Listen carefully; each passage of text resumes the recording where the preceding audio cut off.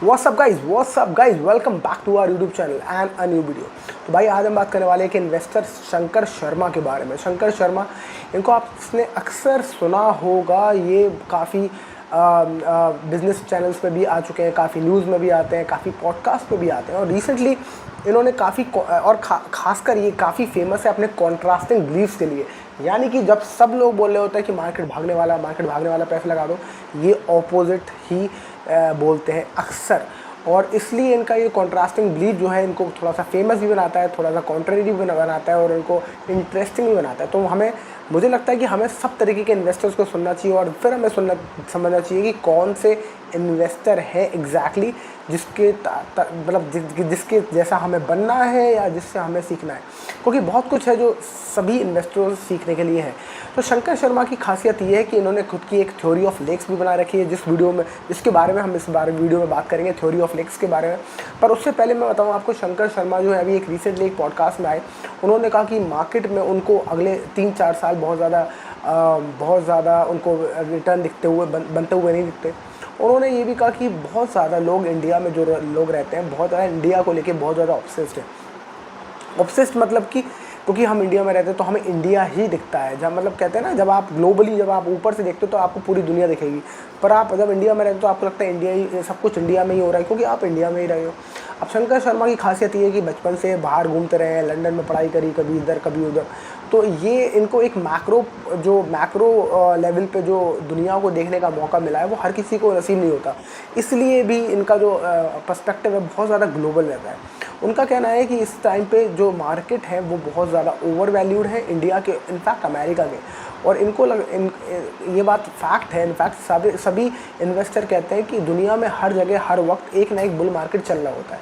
यानी कि अगर इंडिया में अभी स्टैग्नेंसी है या मार्केट धीरे है, एक ही जगह पे घूम रहा है, बहुत टाइम तक चलेगा, 1 या 2 साल भी हो सकते हैं, तो हो सकता है कहीं ना कहीं दुनिया के किसी कोने में बुल मार्केट चल रहा हो। तो ऐसा होता है कि बुल मार्केट हमेशा किसी न किसी दुनिया में, किसी न किसी कोने पे, किसी न किसी मार्केट में हमेशा चल रहा होता है। तो कभी कहीं मंदी होती है तो कहीं तेज़ी होती है। तो शंकर शर्मा का कहना है कि क्यों ना हम इसी का फ़ायदा उठाएं, क्यों हम इनफैक्ट सिर्फ इंडिया को लेके इतने ज़्यादा ऑब्सेस्ड है और 24 घंटे में सिर्फ इंडिया के बारे में बात करते हैं कि इंडिया में ये हो रहा है, इंडिया में हो रहा है। इनफैक्ट वो कहते हैं कि वो अमेरिका में रिसेंटली अभी बैठे हुए थे और वहाँ कोई ऐसी बातचीत उन्हें नहीं सुनाई मिली कि India is the next big thing, right. तो अब हम बात करते हैं कि what is theory of lakes, और बहुत ही इंटरेस्टिंग थ्योरी ऑफ लेक्स है ये, आपको बहुत फ़ायदा करने वाली है। मेरे को भी इसने बहुत हेल्पफुल किया है। तो थ्योरी ऑफ लेक्स कहती है कि जब जो लेक है उसमें एक लिमिटेड अमाउंट ऑफ पानी ही भर सकता है। तो जब वो लिमिटेड अमाउंट ऑफ पानी भर जाता है, जब लेक पूरा भर जाता है, तो या तो लेक में से पानी बाहर जाना चाहिए या फिर लेक को ड्राई होना चाहिए उसमें और पानी आने के लिए। जिस तरीके से मार्केट ने कि पिछले 4-5 साल में बहुत ही अच्छे रिटर्न दे दिए हैं, उस हिसाब से अब मार्केट को या तो ड्राई होना चाहिए, यानी कि कुछ टाइम के लिए स्टेगनेंट रहना चाहिए, एक ही जगह घूमते रहना चाहिए, या फिर उसमें से पानी बाहर जाना चाहिए, यानी कि मार्केट में क्रैश आना चाहिए। तो शंकर शर्मा का कहना है कि लगातार 5 साल मार्केट, 3-4 साल तो लगातार मार्केट ने बहुत ही अच्छे रिटर्न दिए कोविड के बाद से। तो हो सकता है हमें एक क्रैश देखने को मिले या फिर हमें एक 3-4 साल का मंदी देखने को मिले। तो शंकर शर्मा का कहना है कि ये थ्योरी ऑफ लेक्स है। अगर आप चेक करें ओवरऑल, पहले भी जब जब .com बबल आया, जब कोविड का क्रैश आया, अब आप हमेशा देखो इसमें जब मार्केट ने बहुत ज़्यादा रिटर्न दे दिया आपको, उसके बाद या तो एक क्रैश आया है या फिर मार्केट बहुत टाइम तक ओवर वैल्यूड रहा है, राइट।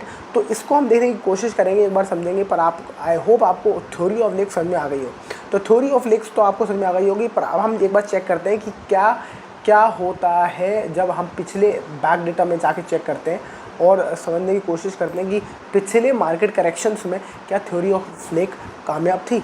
तो थ्योरी ऑफ लेक को देखें आप, .com बबल 1999 2000 में मार्केट बहुत भयंकर ऊपर जा रहा था, यूफोरिया चल रहा था दुनिया के लोगों के बीच में, टेक बूम चल रहा था, फंडामेंटल के ऊपर कंपनियां ट्रेड कर रही थी। और यही हुआ 9/11 के आफ्टर मैथ के बाद 2001, 2022, 2002 में आपको बहुत ही गिरते हुए स्टॉक दिखे। सारे आईटी स्टॉक्स आधे से ज़्यादा गिर गए थे। इसी तरीके से ग्लोबल फाइनेंशियल क्राइसिस आपको 2008 में देखने को मिला। टेपर टैंट्रम 2013 में भी यही हुआ। और स्मॉल कैप बबल, जब स्मॉल कैप स्टॉक्स बहुत तेज़ भाग रहे थे, उसके बाद 2017 में हमको ग्लोबल पैनिक देखने को मिला, राइट। कोविड क्रैश में भी ऐसे ही हुआ। कोविड क्रैश में एकदम से मार्केट जब ऊपर भाग रहा था, उसके बाद जब मार्केट गिरा तो मार्केट ने उसके बाद हमें अच्छी खासी तेज़ी दी, मतलब कि मार्केट में पहले अच्छी खासी गिरावट आई, उसके बाद ही मार्केट आगे भाग पाया। क्योंकि कोविड के पहले अगर आप देखो तो कोविड के पहले भी मार्केट ने बहुत अच्छे रिटर्न दिए नहीं थे। तो कोविड के पहले 2016 से 2020 तक के रिटर्न बहुत ही एवरेज थे। उसके बाद मार्केट में एक गिरावट आई और उसके बाद मार्केट ने बूम दिया है। तो इसी तरीके से आप देखो तो 2022 और 23 में रहा है, लगातार मार्केट ऊपर रहा है। तो 2022 और 23 के बाद अब हम 2025 में आज बैठे हैं, तो हमें ये दिखाई देता है कि 2020 का कोविड क्रैश के बाद लगातार मार्केट ऊपर ही जाता जा रहा है। तो इसका मतलब ये है कि अब या तो लेक ड्राई होगा या लेक में से पानी निकलेगा, यानी कि या तो क्रैश आएगा या तो मार्केट एक ही जगह घूमता रहेगा काफ़ी टाइम तक।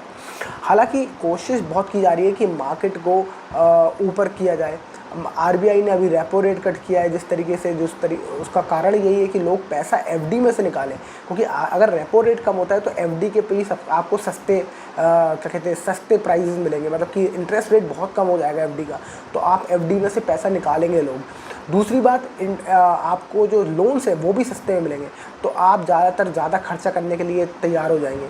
तो इसलिए लोग ज़्यादातर जो लोग हैं जिनको लोन लेना है तो वो सस्ते में अब उनको लोन अवेलेबल होंगे, क्योंकि रेपो रेट आरबीआई ने कट किया है और एफडी में आपको फ़ायदा है नहीं। तो आप ज़्यादातर मार्केट की तरफ पैसा लगाओगे या रियल एस्टेट में लगाओगे या इन्वेस्टमेंट की तरफ आप आगे बढ़ोगे। तो ये आरबीआई की एक थोड़ी सी मुहिम है कि थोड़ी सी मार्केट को पुश किया जाए आगे, क्योंकि मार्केट में जो अभी सेंटीमेंट है, मार्केट के जो सिचुएशन है, दैट इज़ क्वाइट वीक। और इवन ग्लोबल रिसेशन की भी बातें चल रही हैं। इसलिए कहते हैं कि शंकर शर्मा की जो लेक थ्योरी है, मुझे लगता है वो हर किसी को एक बार समझना चाहिए, एक बार उसको रिसर्च करना चाहिए और उस हिसाब से आपको डिसीजन लेना चाहिए। शंकर शर्मा ने एक बात और रिसेंटली बोला है कि अगर आप किसी और मार्केट में जाते हो जो अंडर वैल्यूड है, तो उसमें एक अच्छी अपॉर्चुनिटी मिल सकती है।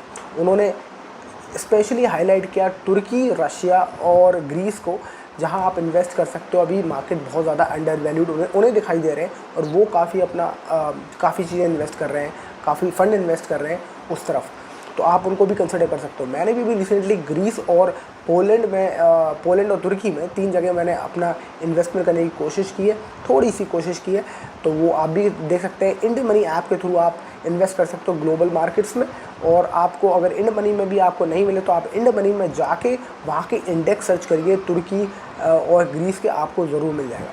तो आई होप इस वीडियो से आपको कुछ नई इन्फॉर्मेशन ज़रूर मिली हो, इस वीडियो से आपको कुछ ना कुछ नया सीखने को ज़रूर मिला हो।